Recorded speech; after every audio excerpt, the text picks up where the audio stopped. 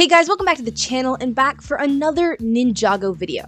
Now I apologize for the lack of content, but I've had some technical difficulties recently, so I was trying to work around those to create another video. If my audio sounds slightly different or slightly altered, now you know why. But with tech problems out of the way, I have finally come back for another Ninjago Theory video here on the channel. Since it has been leaked that the big bad Overlord will be returning to the show in season 16, I thought up a theory for him. Specifically, who is the Overlord really? Now we know that the Overlord is bad, the Overlord is evil, but why? Why is he evil? What are his motives? What is his backstory? All we know is that he wants to control Ninjago, that he has something against the Elemental Masters, and definitely something against the first Spinjitzu Master, but why?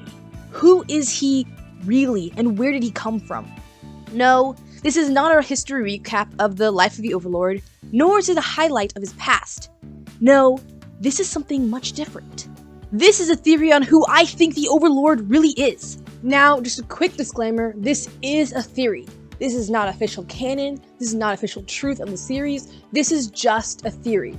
Of course, I will try to take as much canon information as I possibly can to make this as believable as possible, but I am not stating that it is official truth or official fact. This is just a theory, and I want to make it clear that that is all it is. But now, are you ready for the theory? I believe the Overlord is the first Spinjitzu Master's brother. Is this a far-fetched theory? Probably. But I will try my best to convince both you and I of the possible deeper connection between the creator of Ninjago as we know it and its greatest enemy. So, let's dive right into it. Before we can understand the possible connection between these two, we have to look at the past of the first Spinjitzu Master himself. From all 15 seasons, we have found that the first Spinjitzu Master was born in a separate realm from Ninjago, specifically the realm of Oni and Dragon, or the first realm. In this realm, there are two separate people, specifically the Oni and the Dragons. The Oni have the power of mass destruction, while the Dragons have the power of creation. These two people were constantly at war with one another, but as creation and destruction are both halves of a single whole, neither can exist without the other, and neither group could defeat the other, until something changed. A child was born from both sides of the conflict, being part Oni and part Dragon. The child was apparently able to understand both sides of power between destruction and creation, and wished to unite both sides in unity to become whole. Neither side wanted to accept the other, of course, but both sides understood that with the control of both creation and destruction, the child had become the greatest force in the land, and could be the turning point in the war. Both Oni and Dragon fought over whose side the child should be on, but seeing no end to the conflict, the child left his home realm to Ninjago, bringing it out of the chaos caused by the water serpent Ujira, created Ninjago as we know it, and became the first Spinjitzu Master. With that history lesson out of the way, you're probably wondering where the heck I got the Overlord is the first Spinjitzu Master's brother theory. Well, it comes from the idea of balance. From the very beginning of Ninjago's story, balance is at the heart of its structure. In Ninjago, there has always been balance between good and evil. So you know about how the first Spinjitzu Master created Ninjago. But what if I were to tell you, in order for there to be light, there must be shadow? The Oni and the Dragon are creation and destruction. These are two opposites that balance each other out, not letting either get too powerful or either have an advantage over the other. But what about the first Spinjitzu? Okay, you can only say the first Spinjitzu Master so many times before your tongue gets all twisted up. From now on, I'll just be referring to him as the Master. It's just so much easier to say. As I was saying, the Master is a super powerful entity that has no opposite. Apparently, he's able to understand and control both sides of light and darkness. You could say that that is what makes his character so awesome. Or is this just his biggest secret? Because I have some serious questions. We know that the Master didn't like to take sides in the war, but he took a side from the very beginning. He not only wanted to unite the two groups, but bring lasting peace to the realm or protect the realm which was his home. Protecting the realm? That sounds a lot like something the dragons would do. After all, they are the beings of creation. They want to create and let life flourish, whereas the Oni only want to take over and destroy. Also on taking sides, the show literally tells us that the Master had a special connection with the dragon, Firstborn, otherwise known as the mother of all dragons. He even had special armor that he wore whenever he rode on her back. My father's armor. And in this time and realm, a dragon allowing a human to ride on its back is unheard of. It looks like this guy is definitely picking favorites when it comes between his family members.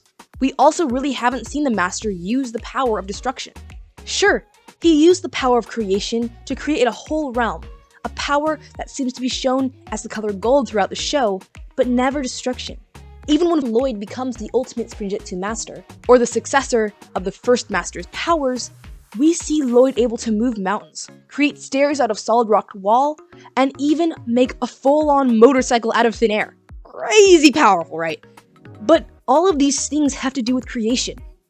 From what we've seen from the Master's power set, he uses creation, but not destruction. I'm sure he can use destruction. In fact, he does one time when he splits the entirety of Ninjago in two, but on the whole, he doesn't want to. He doesn't want to use destruction and is thus picking sides again.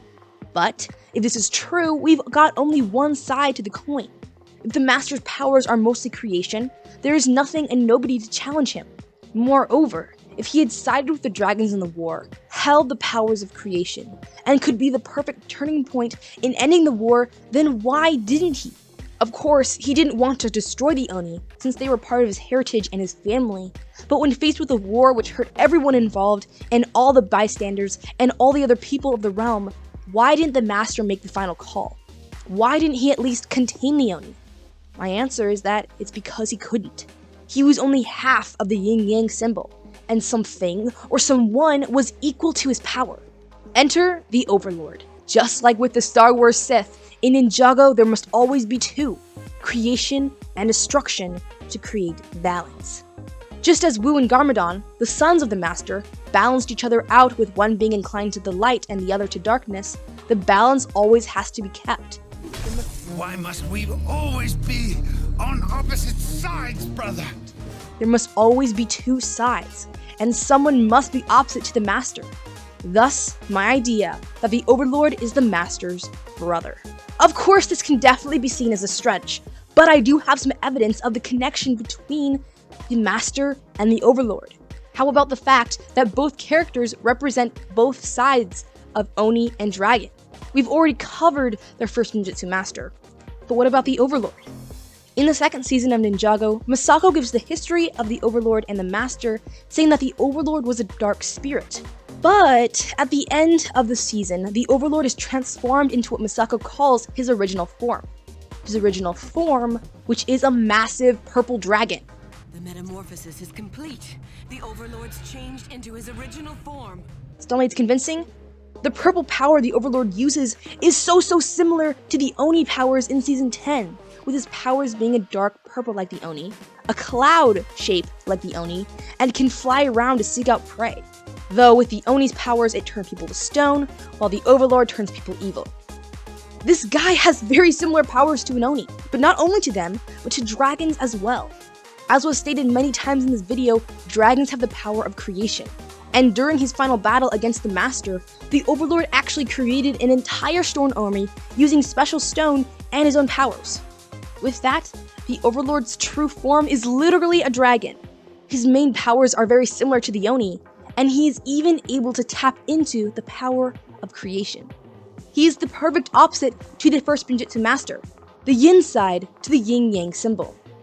But how would this theory even work in an actual Ninjago timeline? Well, you guys will just have to wait and see when I finish this theory in another video. But for now, what do you think? Do you think it's actually possible that the Overlord and this first Spinjitzu Master could be brothers or otherwise related? Did they instead come from the same realm? Did they come from the realm of Oni and Dragon? Or what are your thoughts? Where do you think the Overlord truly came from? Let me know down in the comments below. Don't forget to like and subscribe if you enjoyed this video. Thanks so much for watching, and hope to see y'all in my next video.